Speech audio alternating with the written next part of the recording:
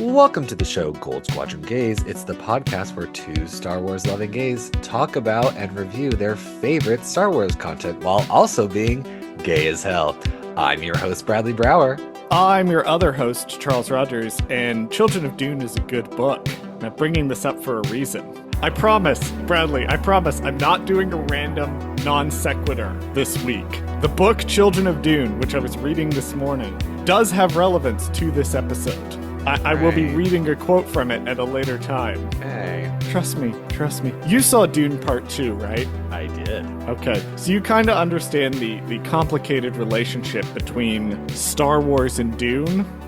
It's definitely, yes, complicated is a good word to use. Because, I've read the book, and very obviously, Star Wars draws very heavily from Dune, from Frank Herbert's Dune series. I'm not sure how far he was into the book series when Star Wars came out. I would have to double check this. But it's weird because Star Wars copied from Dune, and then the Dune movies kind of borrowed aesthetics from Star Wars.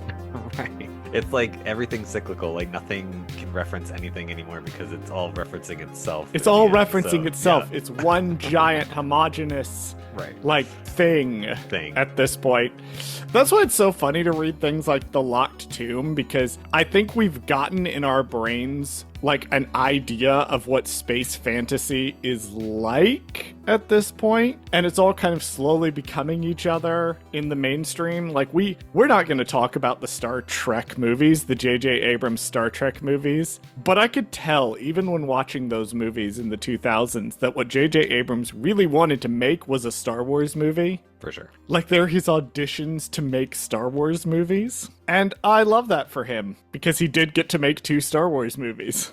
Speaking of the sequels, actually, there is, I won't say a thing Charles fucked up, a thing Charles needs to provide extended clarity on with regards to what he's not going to be talking about in this forthcoming episode of The Acolyte. Because at the end of the last episode, I made an offhand remark about a subset of Reylo, the Reylo fandom, with regards to how they reacted to the introduction of the stranger. And I do think I need to clarify some points about that before we dive into the episode. I know you're giving me the look like you don't remember what I said, even though it was a week ago. I made reference to them being sort of tricked by the musical cue, the Kylo Ren musical cue, and the design of the stranger for a hot minute. I do need to make a couple of things clear about this, because I feel like simplifying it so much was doing Reylos a disservice, and I don't want to do that. So obviously, I'm not talking about the whole broad cultural movement as a whole. There were a lot of people who recognized these are 2 different things that just happen to be playing off each other. I also don't mean anyone who likes dark romance being quote-unquote tricked into this. If you were the person that looked at this and went, ooh, more dark romance, I like that, you're not the person I'm talking about. And this is most of the people that I interact with fall into these 2 categories. Either the Reylos who recognize that these are 2 different things and just like both, or they just like dark romance broadly. The people I'm talking about were people I saw online who very specifically started transposing arguments from Kylo Ren the character to the stranger the character, particularly in episodes 5 and 6 when we didn't have a lot of context for this character. So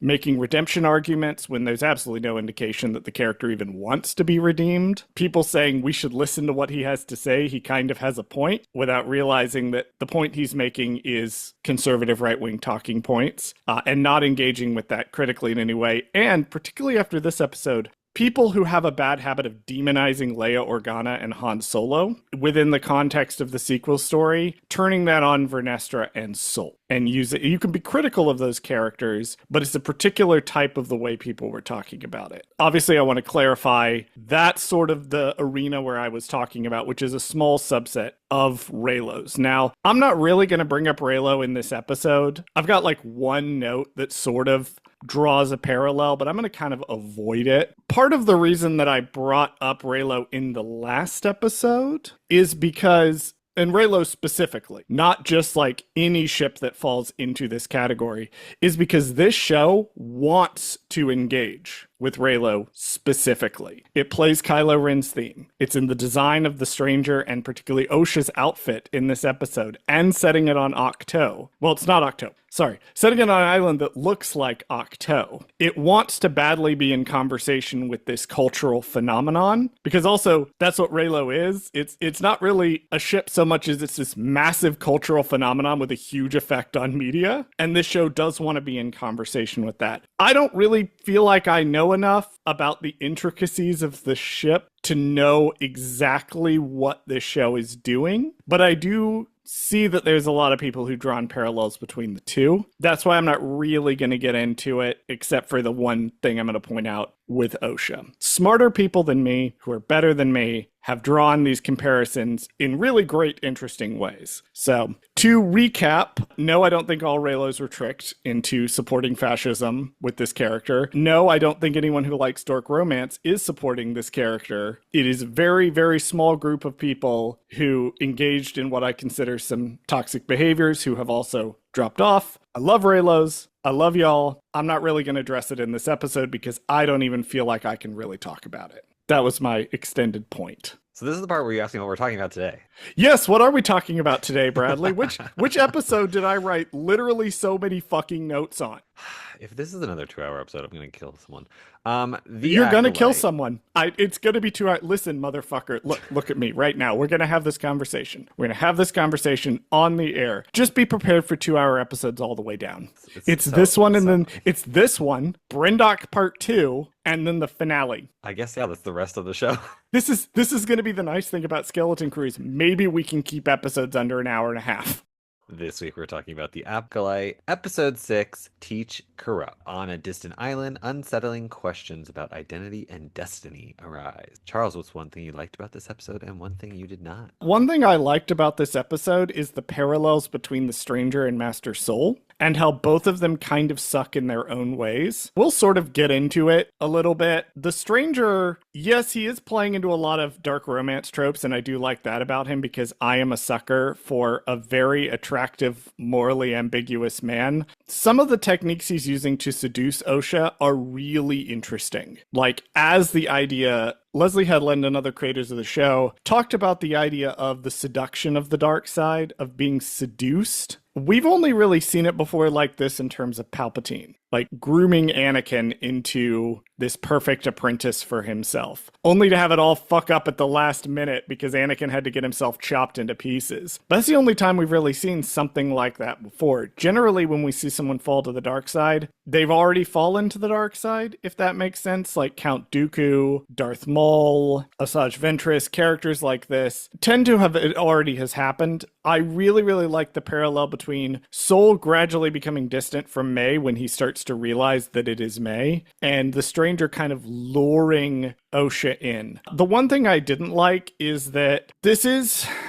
somewhat a moving characters into place episode, and you can kind of feel it, particularly in the Soul stuff. The Osha and the Stranger stuff is really good, really strong. The Soul stuff, I think, is not as strong. And we also keep cutting away to Vernestra, like chasing them around. And I do feel like that's a little bit distracting, but I also don't know how you could fix that at all. I don't know, Bradley, what do you think? One thing you liked and one thing you didn't. One thing I liked about this episode was, in honesty, really just the Stranger Osha storyline. I think that whole entire bit was fantastic. There's nothing to change. I think every time we cut back to them, I was like, oh, thank God we're back to them. Like, it was so good. I loved that story. The one thing I did not like was that this was on Disney Plus. It should have been on HBO. I know what you're gonna say. And we should have seen Stranger ass. Like, thank you. Why the fuck did we not see his beautiful, fully sculpted cheeks? Like, there was no reason why we did. It cuts away. We get the whole shot of his back, and then we get a shot of his legs, but we never see the fact ass. That this could have been the first booty in Star Wars. This would have been so fantastic. So anyway, that's what I liked and didn't like. Okay. All right. Well, you want to take us into the show so that we can ideally not be sitting here for another 3 hours talking about it. Section 1. Osha wakes up on a makeshift bed in a cave. Her waist wound has been bandaged. As she gets up, she spots a critter on the floor. This leads her to a bag of clothes, and inside the bag, she grabs one of May's daggers and gets dressed. Leaving the cave, she finds herself overlooking a secluded seaside. As she explores the unknown island, she sees a parked starship. She notices the stranger walking along across the rocky shoreline. Meanwhile, Master Soul pilots his transport off Kofar. He attempts at reporting his team's death to the Jedi, but the signal is weak. May, in her Osha disguise, lurks around the ship. Basil, nearby, suspects her. Soul attempts to record a message for Vernestra as May quietly carries a knife and enters the cockpit. Soul struggles with the transmitter and suddenly asks May to take control. He descends into the cabin to reset the transmitter and grieves. Meanwhile, Basil reactivates Pip on his charger. I like how we open with a repeat of the same shot from Osha waking up at the start of the show. I was going to say, when I did my notes, I was like, wait, I thought I already did this episode. Yeah, no, it's the same shot. I love this set. This practical set. This is one of those practical sets you can feel. Yes. It feels like someone lives here. Like it looks like a real set. I can feel the sensation of being in this cave. Yeah, I don't know how long he's been living there, but it seems like that's his house. Like that's just that's just his house. Yes. That's where he lives. Yep. Anyway, speaking of where he lives, Bradley, do you want information on this planet? Because a lot of people thought this was Octo at first glance. I thought this was Octo at first glance. It's not Octo. They've said it's not Octo, which I think we were all of us deceived because we saw Weird Island Place and thought Octo because it looks just like it. I have a theory that it actually is Octo, and they're just fucking with us. They have specifically said it is not now. Right, and they're lying. I don't think so, because here's the thing. This is unidentified planet from the Acolyte. However, a lot of people, myself included, think that this is a planet called Baldemnik, sorry. Okay. And I'm just going to read to you the first sentence followed by a sentence later on in the same paragraph from the Wikipedia article on Baldemnik. Quote, Baldemnik was an ocean planet adorned with rocky tropical islands. It was mostly of interest to cartographers, xenobiologists, and fisherfolk until knowledge of the planet's rich deposits of cortosis ore fell into the hands of the Sith Lords Darth Tenebris and Darth Plagueis, end quote. So we have an ocean planet with rocky tropical islands and cortosis. Okay. Also, Darth Plagueis is interested in it. This will be relevant. Well, I guess the only reason why I know for sure it's not Octo is because Octo is an island off of the coast of Ireland, and this is an island off the coast of Portugal. So that's correct. So I'm gonna say that alone tells that me alone that proves it. Octo is Octo is very specifically Skelling Michael. Like it really, really is iconically Skelling Michael at this point. No, I'm in the camp that thinks this is probably Baldemnik for all of the reasons I listed above. It's worth noting though that the place where they filmed off the coast of Ireland and then this island that they filmed off the coast of Portugal, it is in the same region of Europe. So they are supposed to look similar. I will say that. So if anything, these planets are close to each other. I think that's intentional. I think it's meant to draw a parallel specifically between Octo being the home of the Jedi and this place being the home of the Sith. That would make sense. And I also think that it's meant to draw a deliberate contrast because every time we see the Jedi in the prequel era and the High Republic era, they're centered around the temple on Coruscant. So the Jedi are they started out on this random island on this random planet, and then they got powerful enough to move their seat of power to Coruscant. And now the Sith have kind of slid in where the Jedi left behind, and they're back on a random island planet in the middle of nowhere. So I think it's meant to be parallels between the two, which is very clever. Bit visually confusing, but really clever when you think about it. Also, the creatures are different. The two little bird-like creatures that each planet has or yes. location has. Those are called Skura, and we've interesting. Never really seen them before.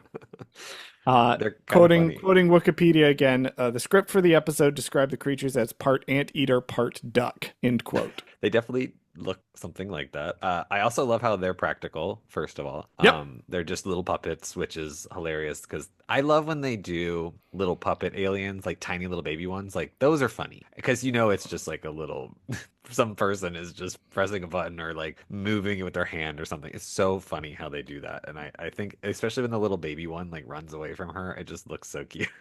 I like the porgs when they're puppets. I'm not as wild about the porgs when they're CGI, Right. but I love when they make them the little puppets. That was nice. Although the porgs were mainly there to cover up the fact that there was a native puffin population on Skelling Michael, and they couldn't just remove the puffins. It was easier to put like something on top of them Right. than try to digitally remove them from like every single shot. These are just here to be adorable. And I do like when Star Wars is weird little aliens. That's a lot of fun. I do want to bring up that Osha has a new outfit, which looks very much like an even darker version of the one Rey wears at the end of Force Awakens and the beginning of Last Jedi. Yeah, it's got the exposed shoulders. It's got the exposed Cutouts. shoulders. It's got Yep. the little jacket. I love my sequel trilogy references. I really do. I love when Star Wars is like, hey, remember the sequel trilogy is a thing that exists? You should, because it makes us a lot of money.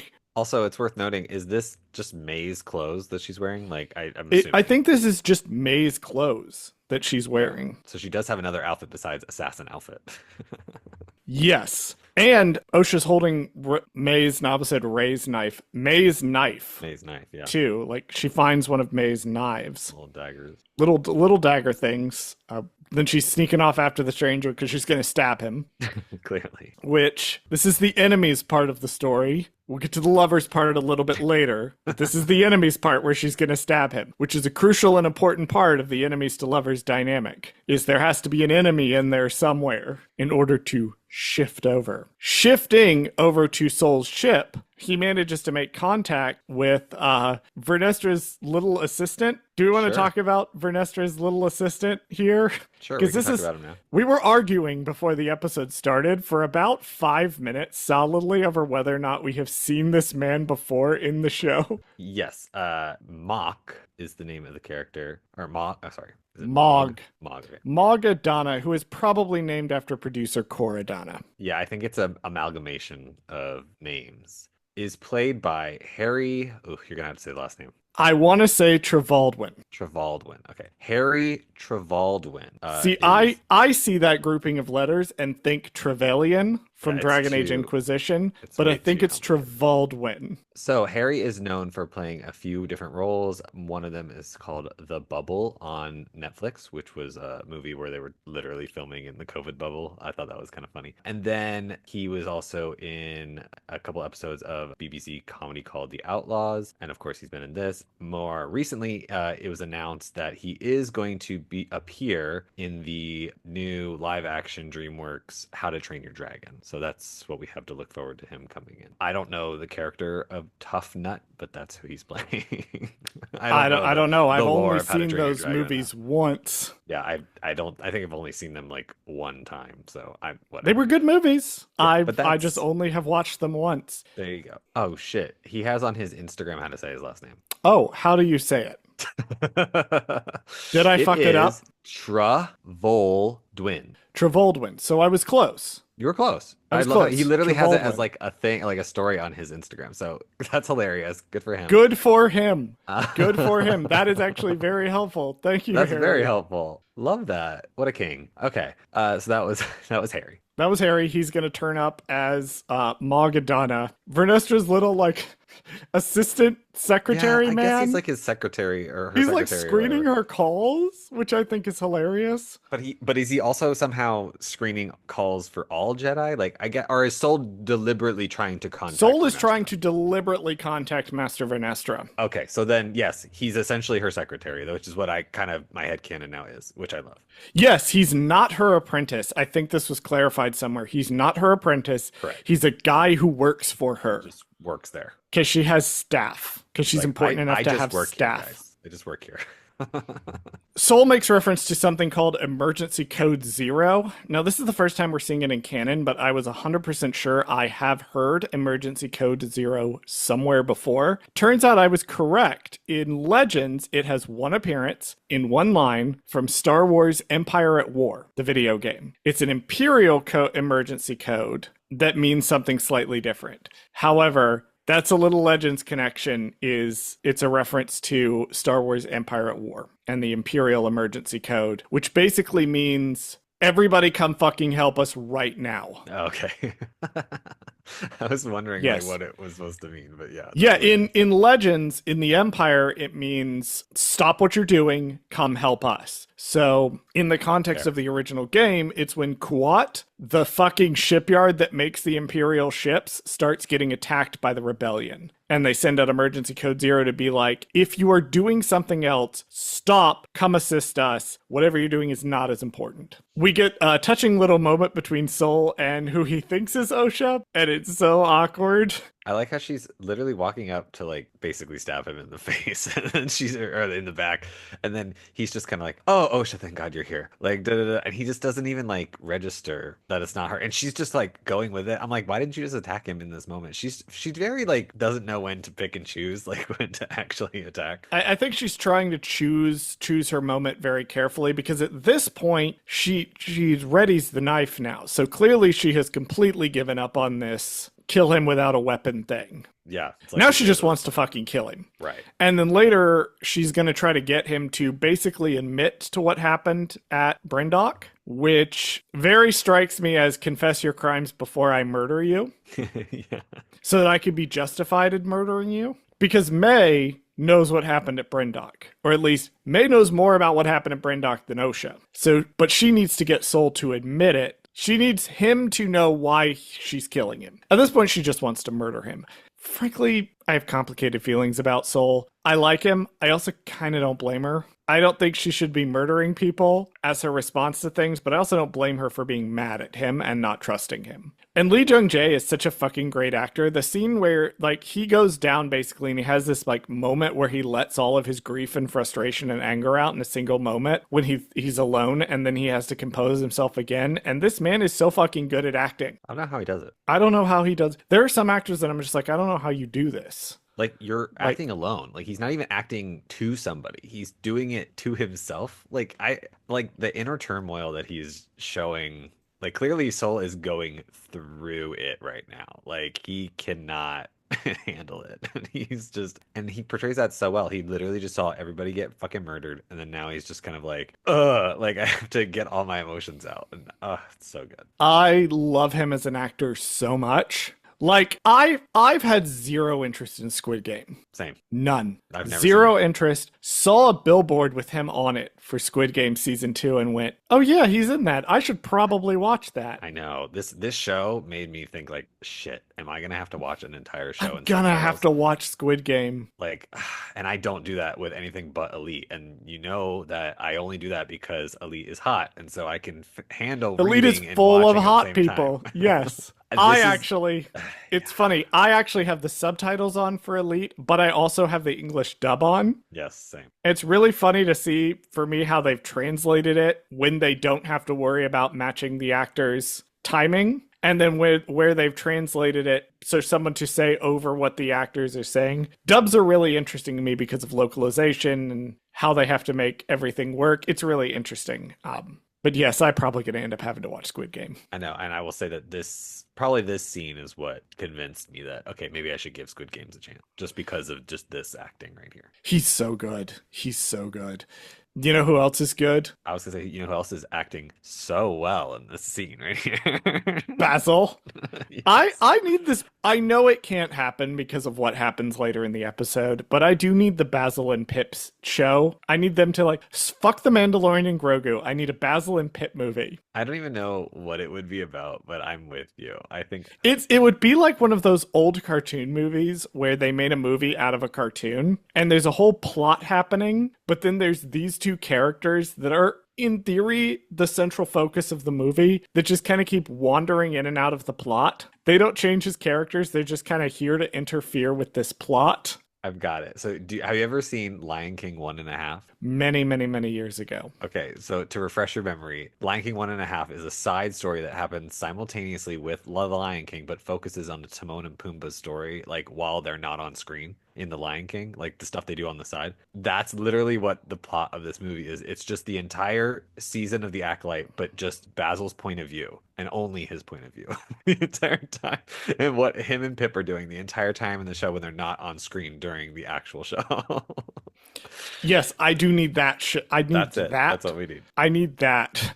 Section 2. Osha follows the stranger to a rocky pool where he begins bathing. While undressing, he reveals a scar on his back. She notices his lightsaber and grabs it. The stranger senses her presence as he begins to question her. As he dresses, Osha interrogates him about his intentions and whether she is his prisoner. He deflects, pointing out she holds the weapon. When asked about killing Sol or May, he denies both, but notices Osha's concern for Sol over May. He suggests Sol was more than a teacher, emphasizing their unique bond. Okay, we just got to get this out of the way. Back. Yes, this is the hottest Back scene and in legs Star and chest and shoulders and neck and everything. Everything.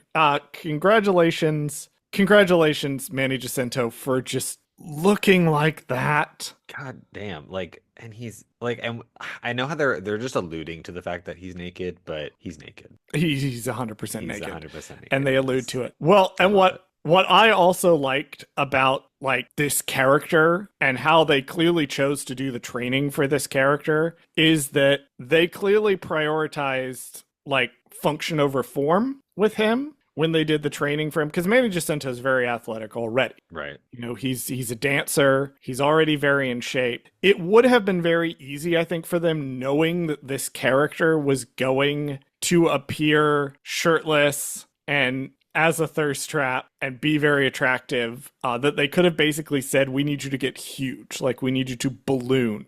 Like they do with some of the Marvel movies. They didn't do that. And they didn't need They didn't do that. They didn't need to. He's already very hot, and it's very clear that, like, that is a man, it's visual storytelling. That is a man who has trained himself for a specific purpose. And that purpose is to athletically fight. Which I think, in addition to just being very hot, when he starts disrobing, there's another big thing that's going to tell us something about his character. But I also think the physical training that Manny put into this character and worked with his trainers and that they developed really tells us a lot about who this character is. He's not just a guy who is muscly. The physical physique of him tells us something about him. Also, he's very hot. He's so hot. It's almost Oh like my so God. hard to watch this scene because you're so distracted by how hot he is. You're just like, oh my God, oh my God, oh my God. And they really want you to like focus on certain things in the scene where they're like, look, there's a scar on his back. That's Yeah, we're going to talk about hopefully the come scar out on later. his back, but like I there's didn't you're like, oh, notice it the first time. If I I'm being barely honest. noticed it. That's what, no, but that's my point is like you I barely didn't. noticed it because I'm focused on other things. Like I was like, oh yeah, that's a scar. That's nice. Let me focus Yeah. on his upper back muscles for a minute. Like I'm focusing on this. They want this to be the big reveal of the scar. right. Because he has like a twisted scar on his back. And they'll call attention to the scar later on, but this is the first time we're seeing it. Bradley, when I tell you I saw so many edits of this character in this scene after this episode came out. So good. Maybe I should. I'm gonna try to foray into and making an edit for this scene because I feel like it's so good. And just put it to our TikTok because I feel like it's so hot. We need it. Instead of you doing just the image because you now have 2 weeks where it's going to be overlaid with us talking about the scene, you should absolutely do that. I'm gonna try to find it. I'm gonna do my best to do my first edit ever because I feel like it'll be hot. And even when he's underwater, like and the water is just up to like just below his collarbone, like his shoulders are so prominent. I do think too, and I do have to bring this up, that water was very cold. And that also is kind of contributing to why things are so pronounced, particularly when he's in the water. And Manny Jacinto has talked about how like there was actually concerns on set because it was like he was getting so cold that he was like shuddering, like he couldn't act. There were points where it was hard for him to act, and it kept being like, no, I'll go in, I'll keep doing it, and the people on set had to be like, dude, you got to stop. Like you're hurting yourself to do this. We can't be doing this. It looks really good. And props to the people who were like, no, dude, like, don't just go suffer just to get this scene. Like, but the water was apparently unbelievably cold.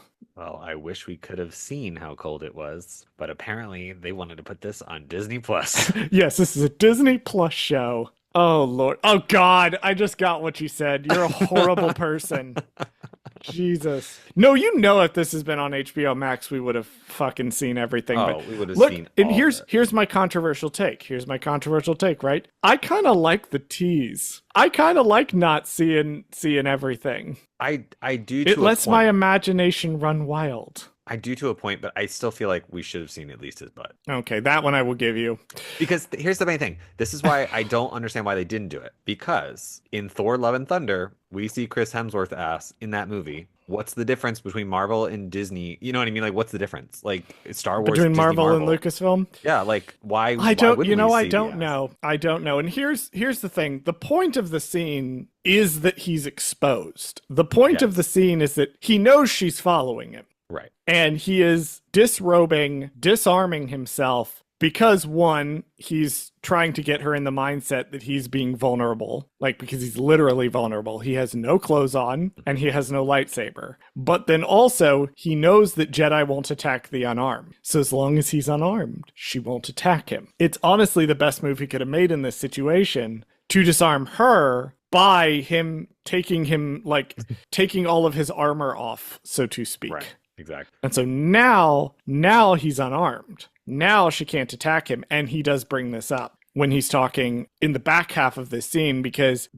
she doesn't attack him immediately, because Osha lets the stranger keep talking, the first thing he does is immediately start poking at the holes in her moral code. That is the first thing he does. I mean, well, the first thing he does is leave the water, and she definitely checks him out, which, Right. to be fair, Osha, damn me too. But he immediately starts poking at like, well, you have such an interesting relationship with Soul, et cetera, et cetera. Like he's trying to pick at those scabs immediately, which I found really interesting about the stranger's character and how he interacts with Osha in these scenes. Because he's trying to lay the foundations as the scenes progress. He's going to get more aggressive about challenging her deeply held morality. Because remember, Osha, we've seen up to this point, still views the Jedi as good. She still views that as the right path. And the stranger is going to systematically cut that out from under her over the course of the next couple of scenes.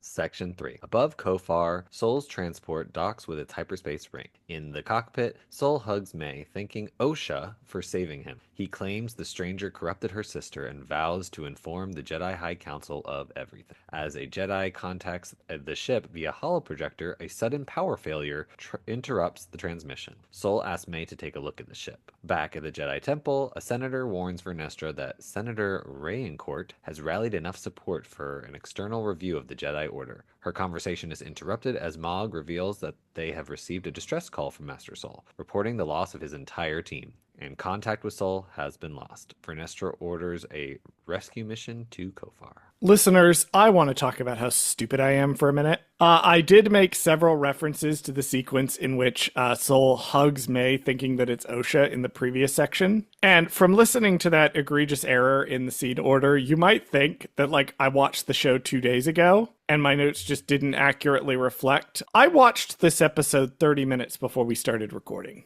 I am so bad at remembering scene orders. This is why when I started doing my notes, I used to do was watch the whole episode, then I go to Wikipedia, and then I would use the layout of Wikipedia to help me remember what everything happened. The problem with that is sometimes Wikipedia likes to combine certain scenes and things just to keep it simplified. I did not do that anymore. Now I watch the show as it's going, and then when I think it needs to cut is when I stop the episode, I finish writing my paragraph for that section before, and then I continue watching the episode because I have to keep it in somewhat of an order. Otherwise it fucks me up, because sometimes I do mess up, and it does, like, the problem is also this episode does jump back and forth and back and forth and back and forth Oh, yeah. between all these people. So it does get confusing, and it's really sucks because you kind of go like, why didn't they just play the whole entire Soul scene all at once? Like, because it's really, I mean, if you think about it in the long run, the entire Soul section So it's kind of like a quick, like there's not a lot that happens plot wise. It's like very much like one conversation and then it's kind of like, okay, we're done here. Like that's it. But they split it up so many times. Yeah, and that is one thing. I liked the parallel between Soul gradually becoming more distrusting and the stranger kind of luring Osha in. Like, I like that parallel there. I do think the Soul stuff probably could hit a little harder. Yeah, it seemed a little weak, He has the honestly. two little conversations with May. The second one of which I really liked. I loved the bit where she's kind of pressing him on Brendock. But yeah, it's also up against the ocean, the stranger stuff, which is some of the best stuff in the entire show. Yeah, I think I get what they were doing, right? But I think the Vernestra stuff would have been benefited more from more like for her to do more, I guess, in her scenes and like maybe pad those out a little bit and have her do something a little bit more extra and then shorten the soul scenes a little bit only because there's not that much information we're getting from them other than the last conversation we have is really the most important. The rest of it doesn't really matter. And because that the last one theoretically is supposed to tell us how he figures out that it's not really Osha and it's May, but I honestly don't think it's that strong and I don't think that he really figures it out. Like we'll get to it when we get to it, but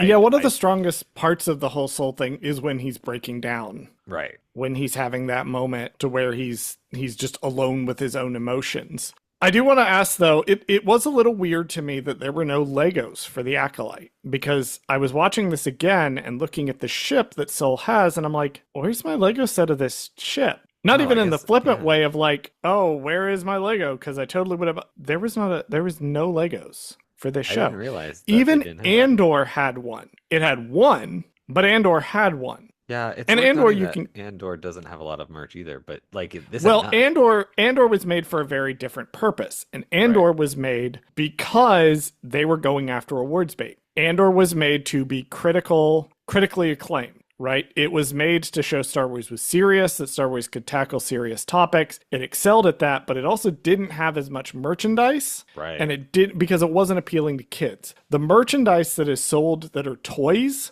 are generally made with the mentality that kids are going to be buying them. Now, adults like me buy them. It is true. I buy a lot of Legos. However, the primary purpose for things like the action figures, the toys, all of that are for kids. And so I do understand why Andor didn't have as many, because once kids are old enough, I think, to watch and understand Andor, they're growing out of collecting toys for the purpose of playing with them. Something like the Acolyte was still made for kids. So it was weird to me that I didn't see a single Lego set for this at all. Yeah, I That feel like was this very weird to me. I mean the ship alone that because The it ship docks with alone, its like thing like I feel like it's that like alone is custom like a made for perfect it. yeah that's like perfect for Lego. What do you like? Why it's did they do it's that? odd to me, and I have to wonder, because Lego comes out in waves, right? Right. The way Lego usually works is it comes out in waves. So when the movies come out, you get a wave of about 6 different sets that fall into the same 6 or so price points. Sure. You're always going to have a set that's $20. You're always going to have a set that's $35. You're always going to have a set that's $60, $85. These are not the actual price points, but you can generally tell as you go through there's going to be between 6 and 8 sets, and they're going to come out in the same wave. And then once the movie's out, there's going to be a second wave. Sometimes a third wave, but generally there's a second wave, and that's more spoilery stuff. So, like my favorite set from the sequel trilogy, which is the Rey and Kylo Ren fight with the Praetorian Guard, that set didn't come out till after the movie. Obi-Wan Which Kenobi got I could one. understand that because it's like you don't want to spoil anything, but Right. I Usually don't it comes in these waves. And I don't know. My point is, I don't know if it's weird because the fast pace in which the TV shows came out made it really hard for them to produce tie-in content. The Obi-Wan Kenobi got like 2 or 3 sets. right. Andor got 1. Acolyte didn't get any. But even when the Acolyte trailer came out, you would have thought that they would have had something at least in the pipeline. I mean, they even had the Celebration trailer, so there should have been something even then in the Yeah, pipeline there for was Lego. there was not as much merchandise for the Acolyte as No. I feel like there should have been. And this is where I'm also going to be critical of Lucasfilm broadly. I was critical of the show for being more expensive than it had to be, but I'm also going to be critical of Lucasfilm in that they didn't trust this show enough to merchandise it as hard as I think they could have. They didn't market enough. Yeah. They didn't market enough because also an important thing that merchandising does is it is part of the marketing for the show. Look at Wicked. A great movie that I did see and I loved and I cried, and we don't have time to talk about it. Wicked's doing this funny thing called marketing Yeah. where you see Wicked fucking everywhere right now. They learned. Because Wicked was an absurdly expensive movie. Wicked is an insanely expensive movie. That movie cost so much fucking money to make, and they have to sell 2 of them. And what they have done now is they've made sure that Wicked is fucking everywhere. You cannot get away from it. There are Wicked Rice Krispie treats. There are Wicked posters everywhere. Those songs are going viral on TikTok all the time. And the reason for that, and they even had Wicked Legos, the reason for that is they're trying to sell the movie. And it worked. Because the merchandising for this movie was so aggressive, it's part of the marketing budget. You'd have these toy partnerships and tie-ins, and they benefit each other. So people look at the toys, they go see the movie, and then they come back and they buy the toys because they liked the movie. Yeah, it blows my mind that they only made 3 different types of merchandise for this or from this show, and they only did like 6 figures for each line. You know, they did one for Funko, one for Black Series, and one for the Retro Collection. So I don't understand why they didn't do more. Like, there should have been at least 6 Lego sets for this. Like, I can already tell you, there's already a Lego set for Skeleton Crew, and it hasn't even come out yet. So that alone tells you everything you need to know, because someone made the executive decision, like, oh, we're not gonna do any merchandise for this show. And I don't understand that. And it's I don't like, get it. Especially where a show like this, which is a brand new concept of a show. It's not even like Mandoverse shows, which is what we're considering Skeleton Crew. Anything that takes place during Mandoverse, all that stuff is easily marketable because you just, you know, whatever. It's the Mandalorian era. That's easy to market. This is the Acolyte you needed to market. This is something that's brand new concept, proof of concept. Everything else in Star Wars is already kind of established. Kenobi was an established name. Andor's an established name. Like, Mandalorian built itself a franchise because it was a new thing that they overly marketed, and then they were like, holy fuck, this is a gold mine. They marketed the fuck out of it because I think it went hand in hand with Disney Plus. Right.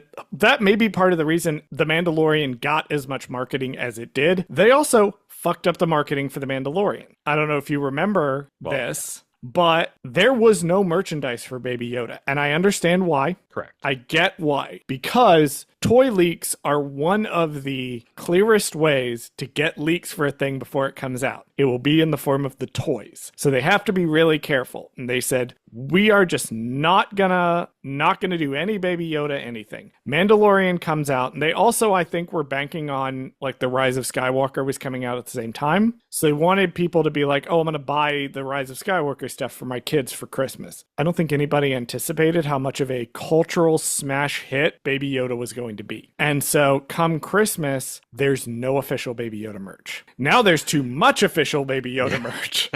Now we can't get away from the little bastard. Right. He's fucking everywhere. They're literally about to drop a new Lego set that's Baby Yoda. Like, yep. I mean, there you go. My point is, I think part of where The Acolyte was done dirty by Disney and by Lucasfilm was the lack of merchandising for this show, and that contributed to the lack of marketing for this show. And a lot of where this show became such a toxic discussion is, I think, in part because really in online spaces and fandom spaces, we really only had talking about the show. We didn't have toys for the toy collectors. We didn't have the Legos. We didn't have any tie-ins. All of the conversation was dominated by the discussion of this show. And the discussion of this show being this weird nexus point in the online culture wars, that became an issue. So I do think they heavily dropped the ball by not having a Lego set of Soul Ship. I think it would have been just an easy, non-spoilery thing to do anyway. Sure, it's in fucking episode 1 or 2. Yeah, like, I could understand, like, doing it, and, like, I understand spoilers.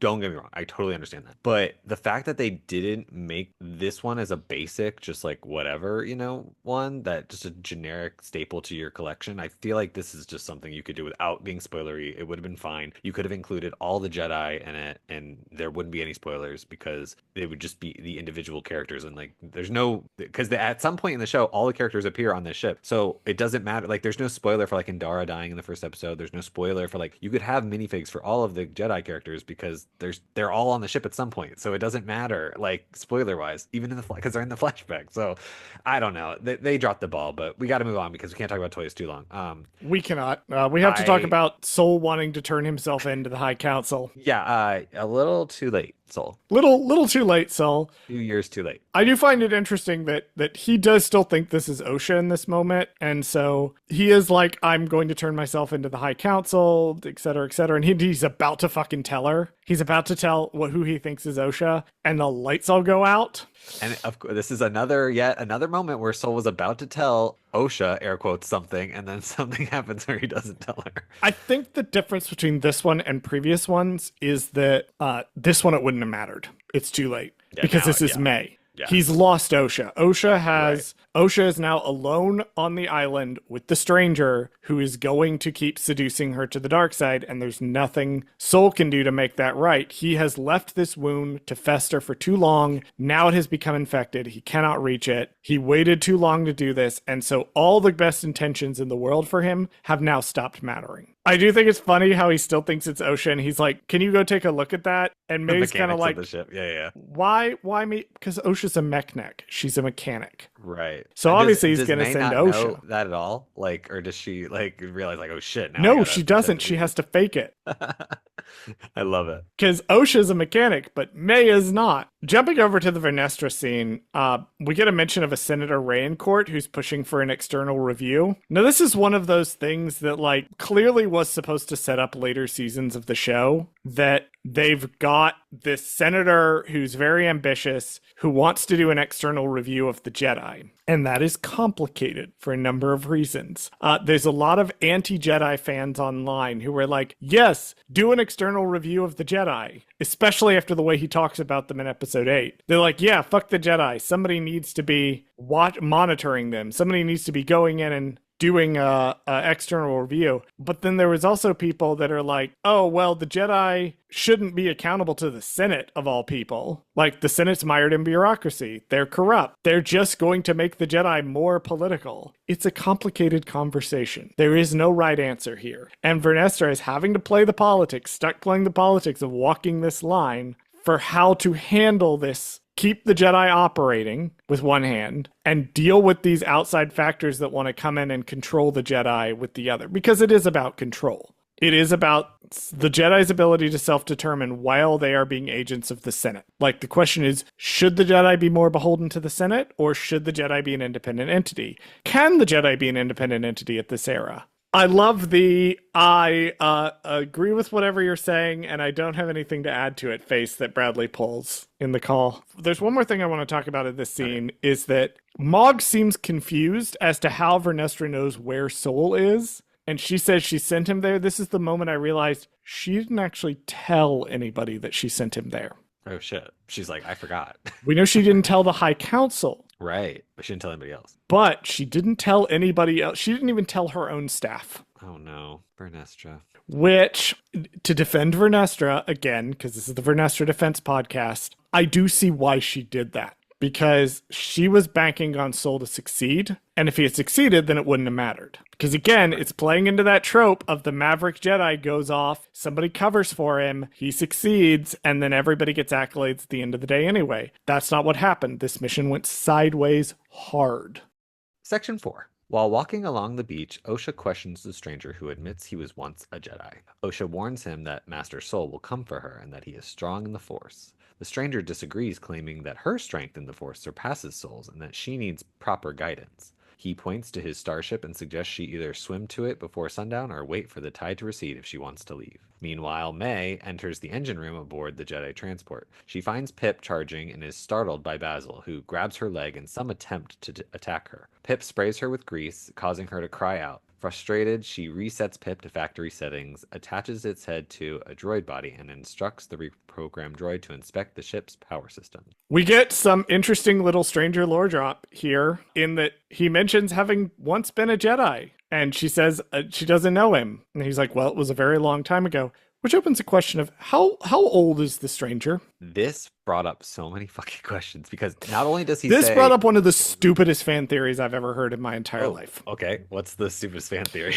So there were people being like, oh, he must be like Imri Kantaros. And I'm like, that's Vernestra's Padawan from the High Republic era. like 150 years ago. And I'm like, this is clearly a Before different this character. story takes place? Before this story takes place. And I'm like, this is clearly a different character, guys. Oh, okay. I don't Come know who on. that is. Come on. Not people who were like doing it like as a joke, but people who very seriously were like, oh no, this is resurrected Emery Kantaros. And I'm like, let's take a step back and examine how that wouldn't work. How would He can be two different. He would do it. Wouldn't. They're two different How? characters.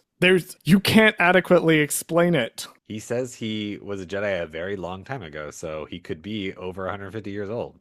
There is no way for a human to be over 150 years old. Why? Because that's not how human biology works in the Star Wars universe, Some Bradley. people would deem these things unnatural.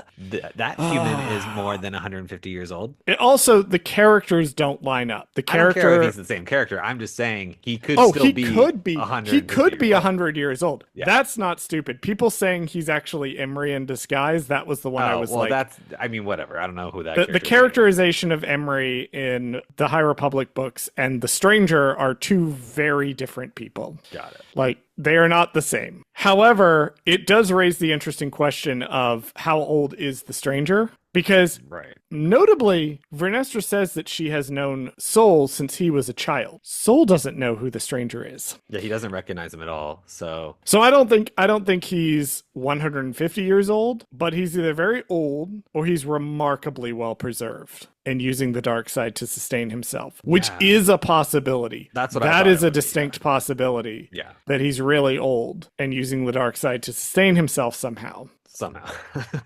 Right. Or he's using it to mask himself like Palpatine does. Debatably. It's a little unclear whether or not Palpatine actually looks like, That the would evil be- Palpatine version, Yeah, or you're right. if That would he, be wild if he actually looked like an old man, but he was using the Force to make himself look like younger. See, I could see him doing that. That These would are all be things we will fascinating. never get answers on in the show, but he alludes to being pretty old, and we also know that Souls didn't know him. Right, because I mean, just by process of elimination, we can assume he's the same age as Manny Jacinto. So, like, the fact that he's like, I was old like a long time ago is weird, or like he was a Jedi a long time ago is weird to say. It's just odd phrasing, right? Like, why would he say that? Because Yes. And look, I dismissed the theory earlier as being one of the most ridiculous ones I've ever heard, but I can also see how somebody would draw the comparison between Sure. the High Republic era as we know it in the books and this particular character.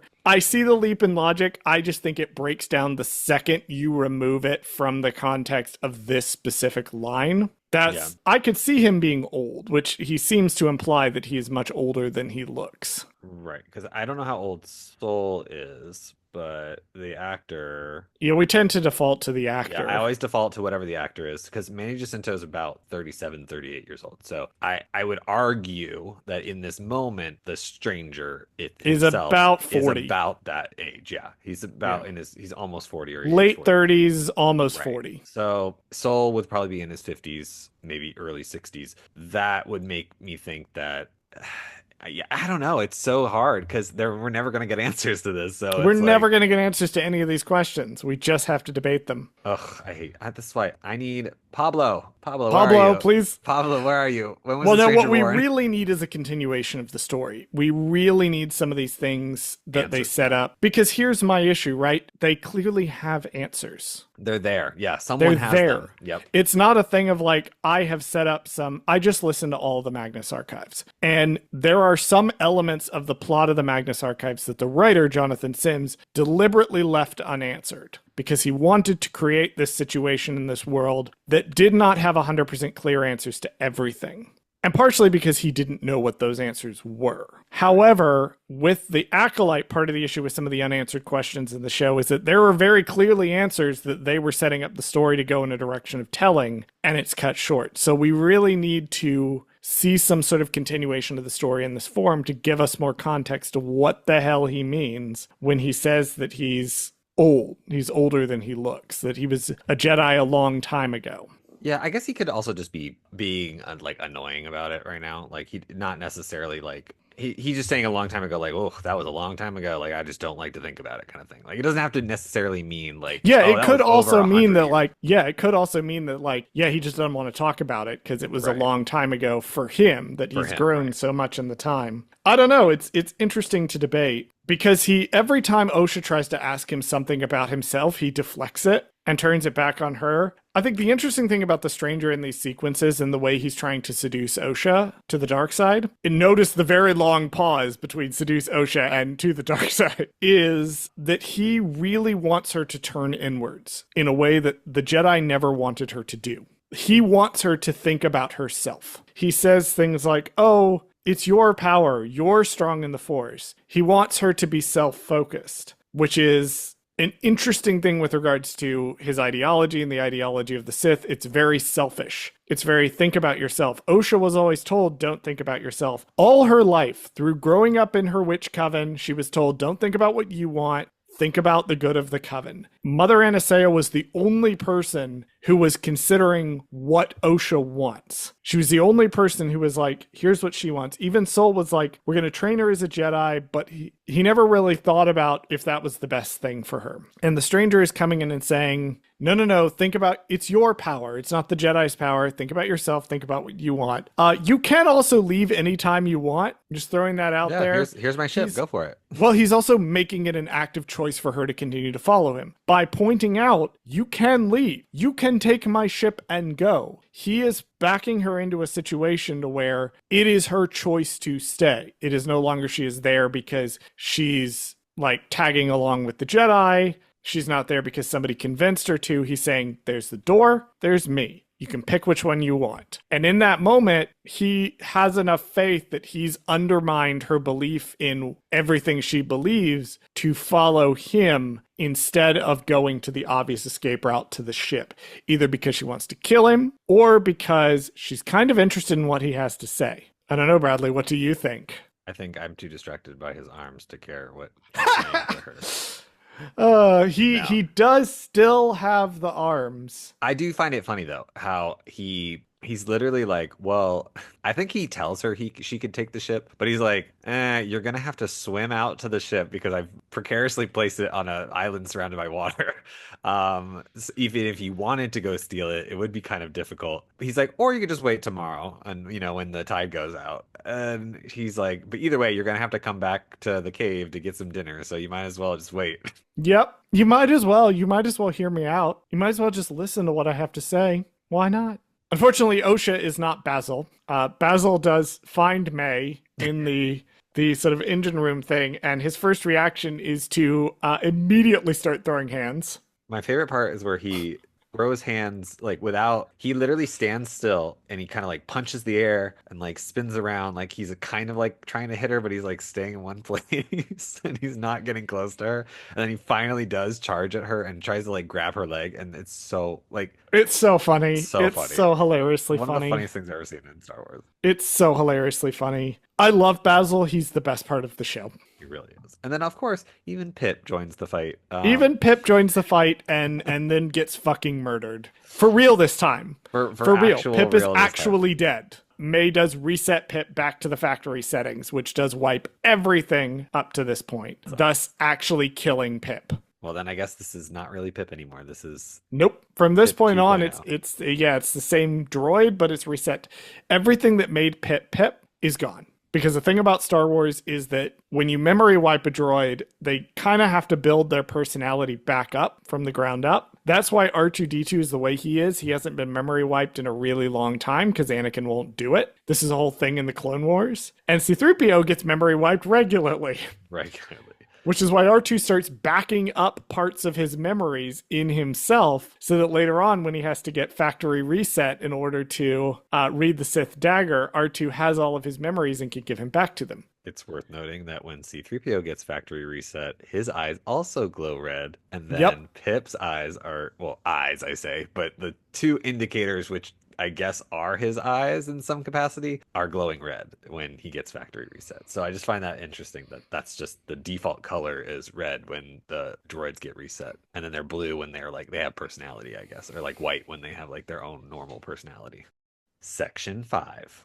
Back on the island, Osha confronts the stranger about her Force strength. He reveals the Jedi's soul path isn't the only way to access the Force. He describes tapping into emotions like anger, fear, and desire, which Osha rejects as the dark side. He dismisses this as semantics. She accuses him of murdering her friends, and he admits to killing the Jedi who threatened him. He challenges her for loving those who don't reciprocate, asserting her potential beyond the Jedi's recognition. Osha refuses to be corrupted like her sister. As she leaves the cave, the stranger reminds her of his lightsaber and challenges her to use it. She counters that a Jedi doesn't attack the unarmed, but he grabs her and questions her Jedi identity despite leaving the Order. Osha defends her choice, but he insists her pain and anger define her, claiming the Jedi cast her aside for it. Pressed, she shouts that she failed, igniting the lightsaber and holding it to his neck.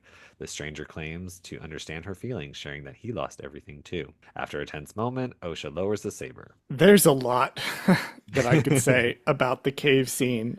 I think one of the most interesting moments to me is when she points out that like anger and fear are the path to the dark side, that tapping into those emotions, to which the stranger replies semantics. Like he's very dismissive. And the thing about the corruption of Osha and the thing about what the dark side wants to do here is it wants you to doubt. It wants you to doubt the ideas of good and evil, and it wants you to doubt the ideas of right and wrong. Because once you start muddying the waters of what is right and what is wrong, once you argue that these things are semantics, once you argue that everything's just words, you can start justifying a whole lot more. Which is what he does.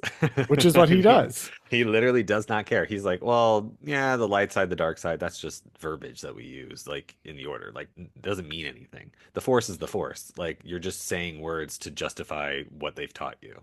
Now, here, there's a difference. There's a noted difference I do want to point out, and particularly when it comes to the ideology of the Sith, specifically. There's an element to that that's a little bit different. However, I do want to point out that there are other Force groups that do not see the Force the same way. And that is shown throughout Star Wars canon to be perfectly reasonable. Like a lot of these organizations, they're not evil just because they're different than the Jedi. Where we start running into problems, where we start running into issues, is where organizations like the Sith or the Path of the Open Hand or these other groups want to exert their, like the ideology of that particular organization is the exerting of will and power upon other people, or trying to get people to subscribe to their particular way of seeing things. I badly want to talk about the Path of the Open Hand, but I'm not going to. But I will just say the Path of the Open Hand kind of runs into the same thing, where part of the deal with the Path of the Open Hand is not just that the Path of the Open Hand believes what they believe about the Force, it's that by nature of their religious doctrine, they must have everyone else subscribe to their specific view of the Force. Otherwise, there will be catastrophe. Otherwise, they believe that there is so much violence because people are not subscribing to their way of thinking. And with the Sith, honestly, one of the best things I found to kind of explain this, hilariously, I was reading Children of Dune this morning, and I found a quote that I want to read here. Right? So I'm quoting from Children of Dune by Frank Herbert. Quote, "When I am weaker than you, I ask you for freedom because that is according to your principles. When I am stronger than you, I take away your freedom because that is according to my principles." End quote. And I think that just sums up what's going on with the whole freedom angle and the whole moving away from the Jedi, muddying what the Jedi are, and being like, well, I just want to live according to my way of thinking things. That freedom is the freedom to dominate. And so when I ran across that quote, I was like, I have to screenshot this. I have to do it. And so I think it's really interesting that what he does as he continues to speak is he's chipping away both at her direct relationships with Jedi and her deeply held moral convictions that the Jedi have taught her. So it's a lot about philosophy. Yeah. And ideology. Well, that's the questions the show wants to ask. That's why the show is so good in these parts. Is it deliberately wants us to ask these questions, because also what we've seen of the Jedi is that in this era, they're also becoming ridiculously dogmatic. They're also getting wrapped up in the corruption of the Senate. They're also starting to stray away from where they used to be. So there's arguments that the stranger can make about, well, the Jedi are awful because this and this and this. Well, that's not really what it is to be at the core of the Jedi. That's the core of the Jedi as an organization right now. But it's not the core of the Jedi philosophy. And these two being muddled is part of how he's able to get in and seduce Osha to the dark side. I also think it's interesting that the next thing he then proceeds to do is follow up on what he did with Soul and start systematically isolating Osha from the memory of her friends. Because she starts pointing out, well, I was friends with these Jedi, and he's like, were you though? Right. Because Were the one you? guy accused you of murder, and the other one, you weren't really friends. You were never going to like. I think it's really it goes back to there was something going on between Jackie and Osha because the stranger straight up calls this out. Right. He straight up calls out the fact that you love people so much and you surround yourself with people who can't reciprocate that. I think a lot about the early sequence, the very first sequence in which we meet Osha, where we find out that she had an invitation to hang out with some people on Nar Shaddaa and she didn't take it. Right. She opted to not be part of this community. And I think it's interesting that she latches herself onto Jedi because that's what she knows. And she eschews interpersonal connection with people that are not Jedi because she doesn't really know how to relate to them. And what the stranger is doing in this scene is he's using the fact that she is around Jedi primarily to be like, well, you left. You're different from them. Because she's been like close with Jedi, particularly her whole life, ever since she left Bryndock, this is something that he's able to use because he can point out the flaws in being friends with the Jedi. I think had she developed interpersonal relationships with people outside of the Jedi, this line wouldn't have worked as well as it does. I also find it interesting that he's all, was just give in to your desires you love so deeply. And look, I'm happy he's a fictional man because I can say as a fictional man, that trope would work on me, I'm afraid. I fear that thankfully because he is fictional, I can say this. That's a good angle of attack. That's a good angle of seduction. Yeah, it's weird. I don't know how you can go from being like, yeah, your friends aren't really your friends to like, hey, how's it going?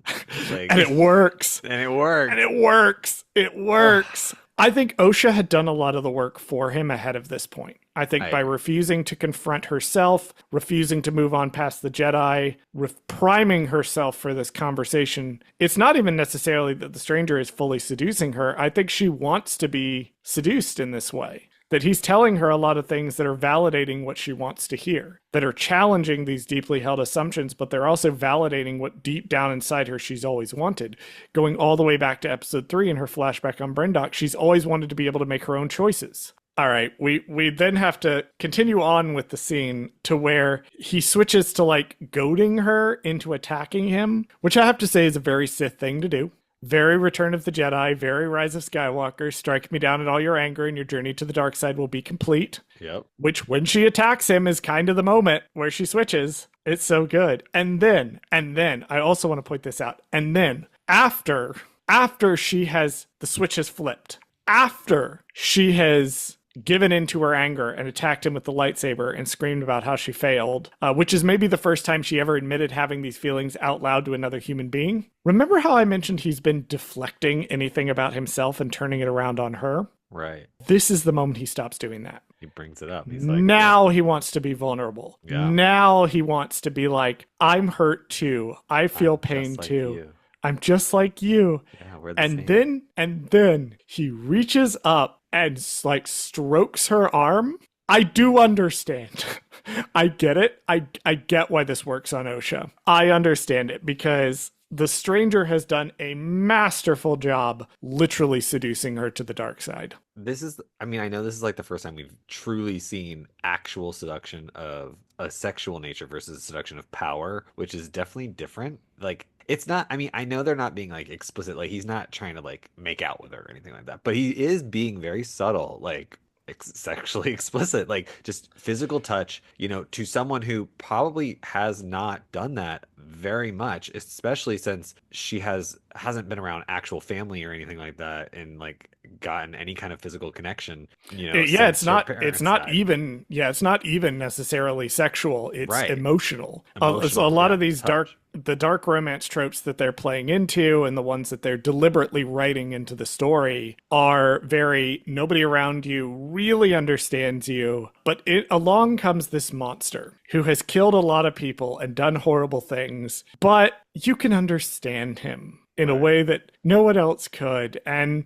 maybe you can't fix him, but you can let yourself be made worse. And isn't that what you really wanted anyway? I've read a fair no listen, I've read a fair number of these stories. I like that. I like this genre, okay? I get it. I get it. I understand it. But yeah, that's essentially what's happening here. And that's the mastery of the writing, to use these tropes in a way to show the seduction to the dark side as a literal seduction. Which, you're right, I mentioned before that we've only ever really seen this with Palpatine and Anakin. And that's more seducing Anakin to an ideology. That's more radicalization than a seduction. That's more of a isolation and radicalization, which shares some overlap, but that's more what the Stranger tried to do with May. Was May's issue was ideological, that he was trying to get her into how the Sith think and function. He's more making a pitch to Osha of, here's why you would be right for the position of my acolyte.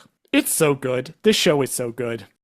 Section 6. On Coruscant, Vernestra arrives in field gear, meeting Mog and the Jedi team, wanting to join the mission. Back aboard the ship, May discusses the ship's diagnostics and estimating a 5-minute restart. Sol expresses regret in failing to sense the stranger's intentions on Olega, and May asks for the Brendock full story. Before Sol can, the system reboots. May heads to the cockpit, connecting to the comms, but before she can speak to someone, Sol stuns her, realizing she is an imposter. Sol shuts off the comms, ignoring instructions to leave the transponder on. He jumps into hyperspace. Just as he leaves, the Jedi starship arrives at Kofar. Vernestra and her team investigate, and the Jedi descend into the jungle.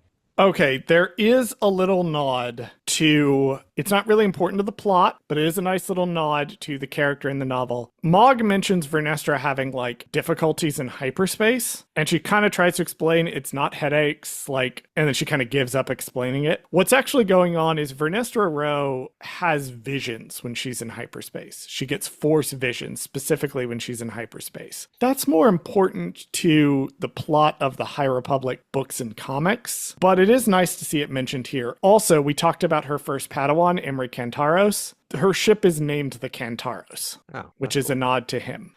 He is long dead at this point, right? But the ship is named after her very first Padawan at 16 years old. So I want to bring up the thing where he says she gets nauseous or whatever during hyperspace, which is really just force visions. This is kind of one of my complaints with the episode. If they brought that up and that is integral to her character, they should have shown us her having a force vision. I feel like this is one of those things they were seeding for later. I feel like as it stands, it's a nod, but everything with Vernestra in this entire show feels like she was supposed to take a more principal role. There's a lot that they've set up with her that they are never going to follow up on because the show didn't get a second season. So this is where I think the whole it only has one season thing, I think, hurt Vernestra the most out of any other character. Osha, Sol, May, all of their stories are pretty much concluded by the end of episode 8. Like, there's more you can do with them, but for the most part, that story is over. Vernestra's really isn't. Vernestra's was really getting started, and they were setting up things with Rayancourt. They were setting up things with the hyperspace visions. They were setting all this up, and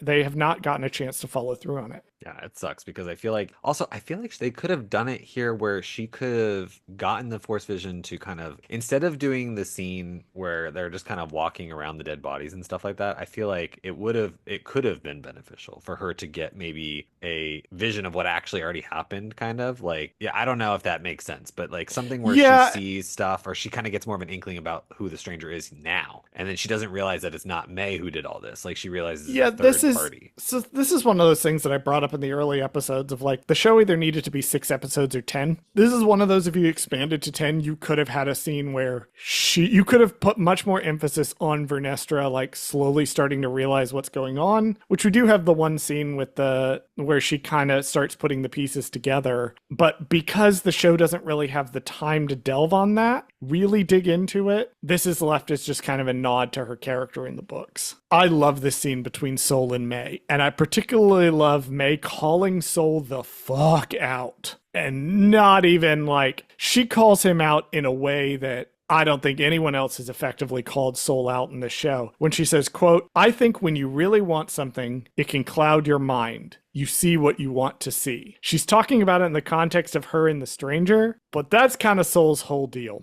Yep. God.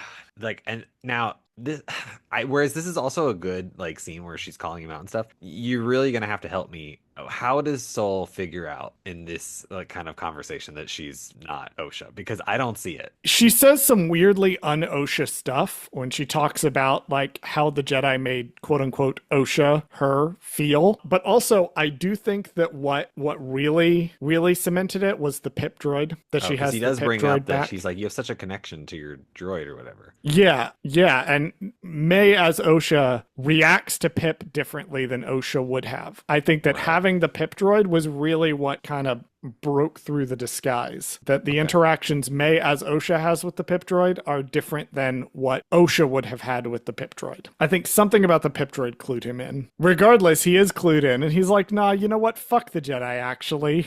Yeah, this part doesn't really make a lot of sense. I don't quite know why he takes this. I think he doesn't want to go through another fucking meeting. He's like, the stranger, if May is here, the stranger has OSHA. I'm not going to sit through another council where we decide whether or not we're going to go after OSHA. I'm just going to do it. Again, he's the Maverick Jedi who is right in defying the order right up until he isn't. And also he like just misses them, which is also an echo of one of my favorite sequences in the Bad Batch. At the end of the Bad Batch where they jump away and then the Imperial Star Destroyer immediately shows up. I also love the bit where he jumps away from Kofar and then the Jedi immediately show up. Which sucks because they're like, we were just about to talk to you, and then because think about it, he turns off his transponder or whatever right before he jumps. And then they're like begging him. They're like, don't turn off your locator. Don't turn off your locator. And then he does. And then he does. And then they show up and they're like, well, shit, we just missed him. Like, but like, I just find it funny that they just came in the very last second. Section 7. Back in the cave, the stranger repairs his damaged Cortosis helmet. He discusses May's failures and admits he mistook her for someone who shared his goals. OSHA asks what he wants, and he explains he sought the power of two. OSHA asks about his scar, which he reveals was inflicted by someone who discarded him. The stranger changes the subject and discusses his helmet, made of a material resistant to lightsabers and useful for sensory deprivation. He invites OSHA to try on the headpiece, but she doesn't trust him. He leaves with his tools while OSHA stares at the Cortosis head. So now that the stranger has adequately made a pitch for why OSHA would make an excellent acolyte, he now has to deal with the slightly unfortunate lingering issue that he kind of tried this already with May and it didn't work. Yeah, he's kind of has to throw her under the bus a little bit. He does throw her under the bus where he's like, oh, May just didn't really get it. You know, she just really wanted revenge. She didn't want what I want. And he specifically says the power of two, which is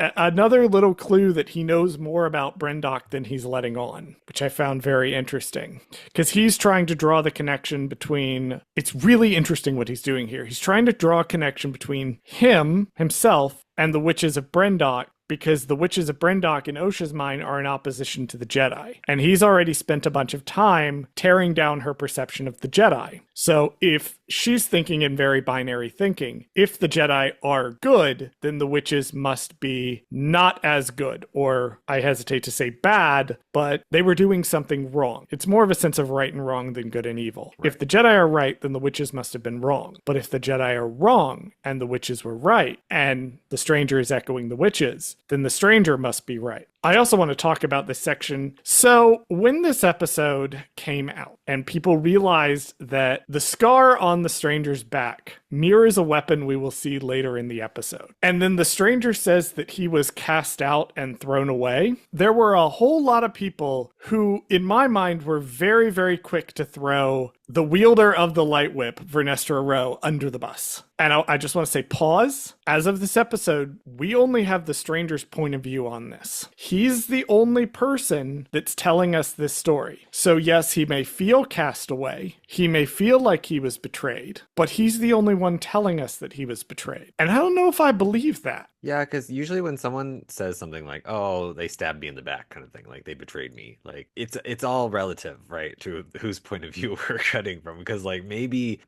from his point of view, that someone did stab him in the back and was like, no, I'm going over your head. I'm doing something to, cast you out. We don't know because we don't get the full explanation of the story. We don't. And it's very easy to demonize a character like Vernestra Rowe in this show. It's very, very easy to look at her and go, well, she's super uptight, which she's really not. She's super uptight. She's super shady. She's like posted up on Coruscant playing politics. Like, it's very, very easy to throw her under the bus because the stranger says that he was stabbed in the back. But again, like you said, we don't know the context for this line. And it is possible that, Vernestra made mistakes. We see in the High Republic books that she makes mistakes. But we don't know this full story. We don't know how he got this scar. We don't know what the involvement between the two of them was. We don't even know if she was involved. Well, the reason I'm bringing her up specifically with the context of this episode is because we will see the light whip later. Right. And people put together that the scar on his back looks like it was made by a light whip. But we don't know that for sure. But we don't know that for sure by the time of this episode. I'm talking about what people were saying when this episode came out. Sure. And they made that connection between, his scar on his back looks like a whip. She wields a whip very specifically and visually later in this episode. And so this is probably the biggest tragedy of the Acolyte finishing after its first season, because this is what I really wanted to know. I really wanted to know what happened here. I needed his backstory. Yeah, for sure. I need to know I believe the stranger is telling the truth from his point of view. I need to know this story from other people's points of view. I need the Rashomon sequences from Last Jedi, where we got Ben's point of view, Luke's point of view, and we got what was probably a more accurate version of the story. Well, I think we need what we will get, like what we got in this season, which is just the flashback episode from a different point of view. We need the same thing with his backstory. I think that would have been the original plan, but obviously they didn't move forward with greenlighting a season 2. And so I think that stands as one of the biggest unanswered questions. And also, I think one of the biggest points of contention is because we don't have Vernestra's side of the story, we don't know what the context of any of this is. Remember how I talked about that we would talk about something particular with the helmet back in episode 5, and we'd bring it up in this episode? Yeah, it's a sensory deprivation helmet. He's basically blind when he's wearing it. So that whole fighting he was doing, that whole insane fighting, he couldn't hear and he couldn't see. He's just doing it through the Force. That was all the Force, which is fucking crazy. Which is why he was so formidable, because it was just and him also why when Jecki whacked his helmet off, he deployed his tricky second lightsaber blade and murdered the shit out of her. Because now he's been hobbled in a way he can't let them know that he was hobbled. I love the helmet. I think it's so cool. Section 8. On Kofar, Vernestra and her team find the fallen Jedi. Mog reports Osha and May missing. An Umbermoth attacks, but Vernestra kills it with her lightsaber whip. Examining the fallen Jedi, she notes they were killed by lightsabers, leading Mog to suspect Master Sol, as no one else could defeat so many Jedi. Mog questions why Sol would send a distress signal, though, if he's behind the death. Aboard the Jedi transport, May wakes restrained in a medbay table, finding Sol nearby. He reassures her he won't harm her, but insists she must listen to him. Back in the stranger's cave, Osha examines the Cortosis helmet. She slowly puts it on, breathing deeply. The light through the narrow eye slits fades into dark. Smash cut to Jecki Lon's dead fucking body. This was so rude. Rude. This was so unnecessary. Why did they do this? And then 30 seconds later, we get Yord's dead body. Why? Why did they do that? Jerk. Because now all you're doing now is solidifying their deaths. There's no more I can't even have like bullshit resurrection storyline down the line, because they're super yet again dead. Their dead body. They're super dead, and they get buried. Yeah. Vanessa specifically mentions later, so they're super dead. Yep. Yeah, this was rude, but I also like it as a stark reminder, because I think after an entire episode of the stranger talking, you can start to think he's maybe making points. He's maybe got some things that he's saying. So I do like the smash cut reminder to the corpses of the people that he murdered in the heat of battle. Even though he does point out, he's a really interesting, when he's like breaking down her morality in the pool scene, he's talking about, okay, so when you kill me in the heat of battle, that's fine. If you do it now, it's murder. What's the difference? Right. And it does help to be reminded that he did kill both of these people quite violently. True, but I mean, to his point, they were attacking him. So it wasn't like, like they're both attacking each other. It wasn't like he was just killing them for no reason. It is complicated. Yeah. It is an actually complicated point that he's making, because what he's doing in that early pool scene, and what it helps to kind of be reminded that, yeah, he did kill all of these people, is pointing out something extremely correct. It's different if you kill somebody who's unarmed versus when you do it in the heat of battle, at least in terms of Osha's morality, and then explaining why that isn't quite as black and white as she was led to believe. Then we get our first and only look at Vernestra Rose Light Whip. So cool. It is such a cool weapon. It's a shame it only lasts 0.5 seconds. Yeah, it's... Well, they show it clearly to draw the comparison between the scar. Like, that's why it's here. Yep. Again, it's one of those things that they clearly were setting up seasons 2 and onward with the light whip, and then it just never materializes. Hey, Bradley, I've talked about the light whip before. Do you remember when the light whip first entered the Star Wars lexicon? A CD from 1999. It's older. I'm just kidding. It predates CD-ROMs, I'm pretty sure. Oh, gosh. Just as a reminder, if you have not listened to a previous episode where we talked about the light whip, I can't remember what it was, but I think it was over some bullshit controversy on the internet. The light whip first debuted in a issue of Star Wars published by Marvel Comics, and that issue came out on February the 12th of 1985. So the light whip is actually one of the oldest concepts in Star Wars. It's such a cool thing. You think that they would have it more often. I think it's a cool ass weapon. Yeah. I don't understand why. Yeah, we don't really see it in this form. It's interesting because in Clone Wars, right? Yes, you have the Zygerian light whips, but those are a little bit different. This particular light whip is most associated with the Dark Lady Lumia, and it's typically a dark side thing up to this point. In fact, that's also kind of part of the issue when Vernestra makes it back in the High Republic books, is she never tells her master that she made it. She hides the fact she has a light whip from a lot of people because it's more associated with being a dark side weapon and being a weapon of violence than it is with the Jedi protector weapon, which is what the lightsaber is. There's a wonderful comic by Charles Soule that talks about like why the lightsaber. Why doesn't anybody do something different with the lightsaber? Why is it always the same thing? And it's a philosophical thing. It was like the 100th issue, Star Wars number 100 or something, or that the 100th issue that Charles Soule wrote. Go look it up. It's very good. Anyway, May wakes up strapped to the table, and Soule's whole demeanor has changed. Different person. Different person. Totally different person. He is much more reserved in this scene, and he's almost kind of ominous in this scene. He's really weird because he's like, you're gonna listen to me, like you're gonna listen to my side of the story, kind of thing. Like, why? Like, what the fuck? You got her strapped down, like she can't run away and not listen to you. Like, it's so weird. Like, I think Soule desperately has wanted to confess what happened on Brindock forever, and I think part of the reason he hasn't is because there was no need, and part of the reason is Indara was around, and basically since Indara died,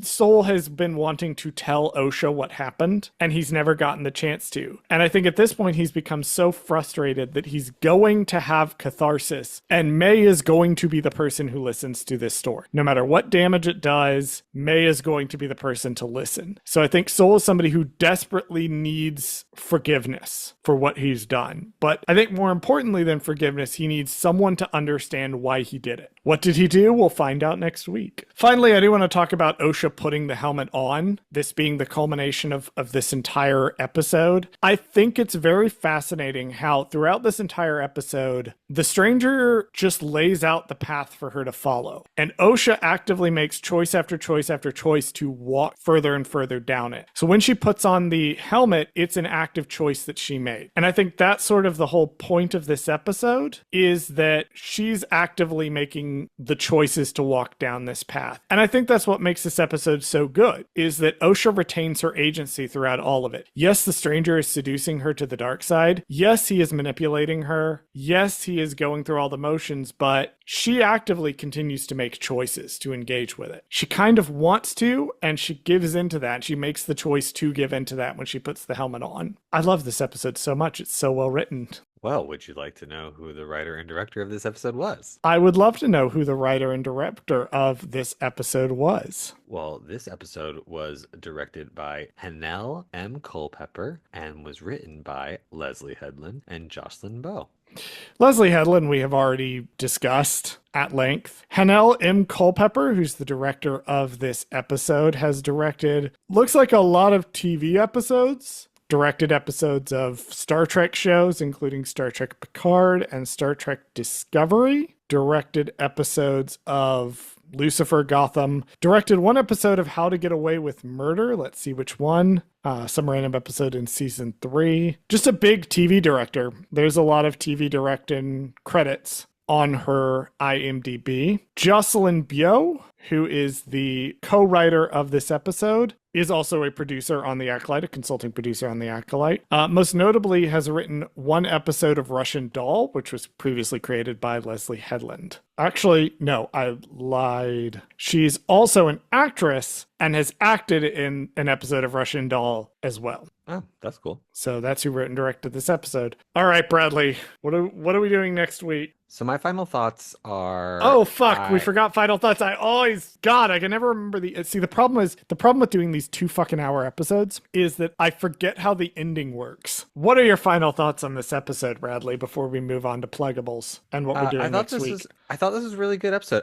It's definitely more philosophy kind of driven, like, oh, this is characters having conversations with each other to kind of make us feel things and show character motivations and stuff like that. I did like, the switch between the stranger and soul and trying to show the 2 different versions of it. I wish we would have stayed more with the stranger. Like, I don't know. I like that stuff more. The soul stuff was so surface level because, like, I don't think he really gets a chance to, like, actually explain himself or do anything, really. It's a lot of, like, okay, well, we can't go anywhere because the ship doesn't work. Okay, now we can go somewhere because the ship works. I'm about to tell you everything, but just kidding, I'm not actually about to tell you everything because there has to be another episode after this. So it's interesting.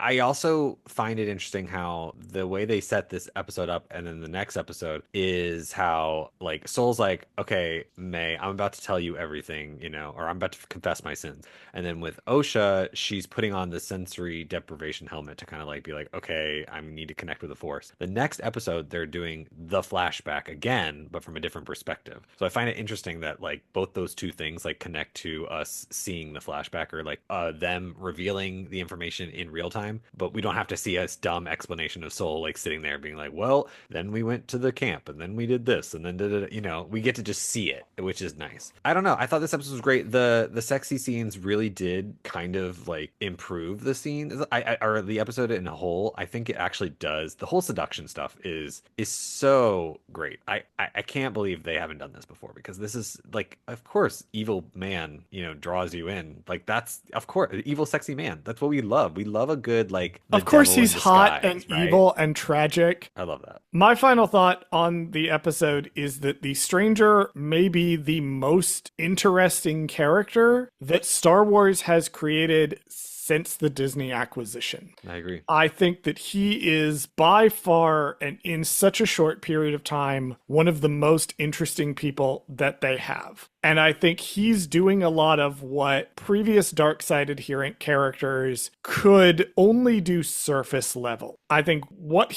they have done with this character in the show is so fascinating, and I need more of him specifically. I need to know more about this character, which a lot of Sith, once they become Sith, once they go to the dark side, all of this, they tend to lose some of the elements of the character that make them interesting. Dooku, I think, is more interesting before his turn. Sith become more defined by the masks they wear. And this guy, I think, is more defined by what's under the mask that he's wearing in a way that I don't think we've seen with the Sith before. All right, Bradley, what are we doing next week? What are we talking about? Next week, we're talking about choice. My favorite episode. We're almost done. We're almost done with the Acolyte. So close. Oh boy. Pluggables.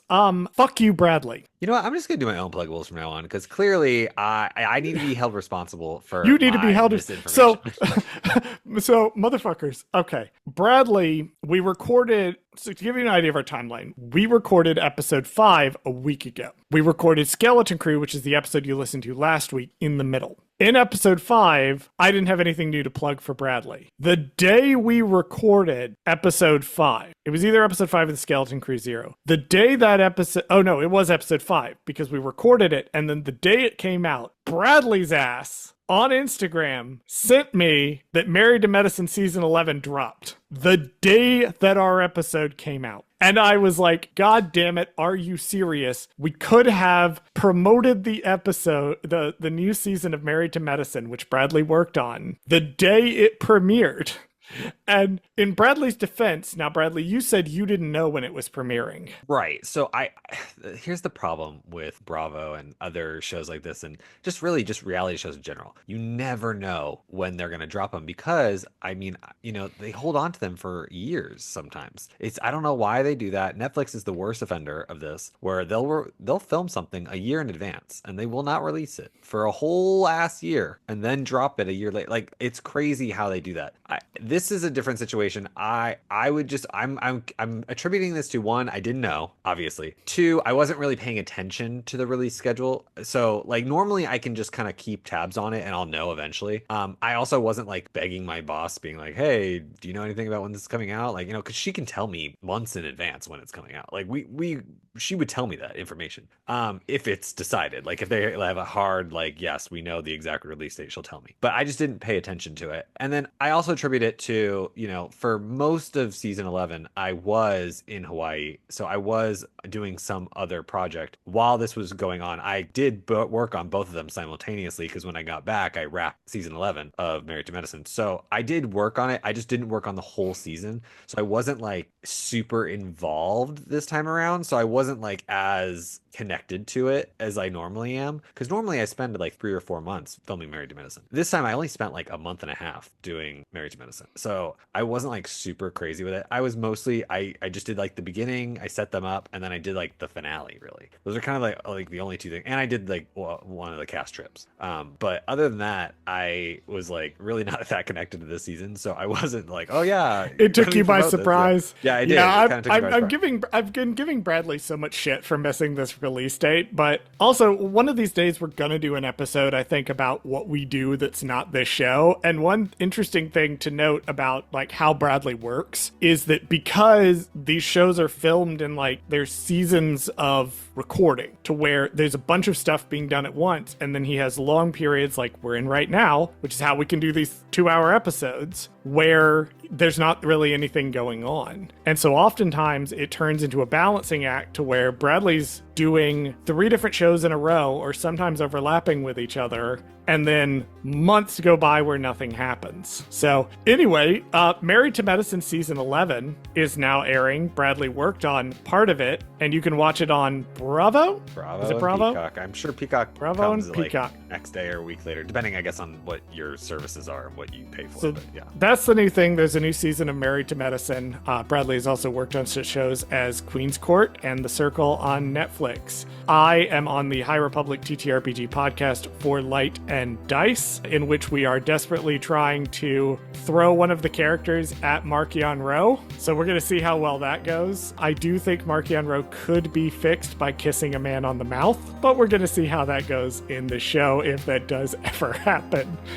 Speaking of men kissing on the mouth, you can also find gay thriller crime novels that I write. They are called Beach House Studios. They are on Amazon Kindle currently. I am looking at a wider release next year for those, for different book platforms, but for now they are just on Amazon Kindle, because in order to be on Kindle Unlimited, they have to be exclusive to Amazon, unless you're fucking Fourth Wing apparently, and then the rules don't apply to you and you can do whatever you want. Speaking of doing whatever you want, Bradley, go ahead and run our socials. Thank you for listening to this episode of Gold Squadron Gaze. Did Charles fuck something up?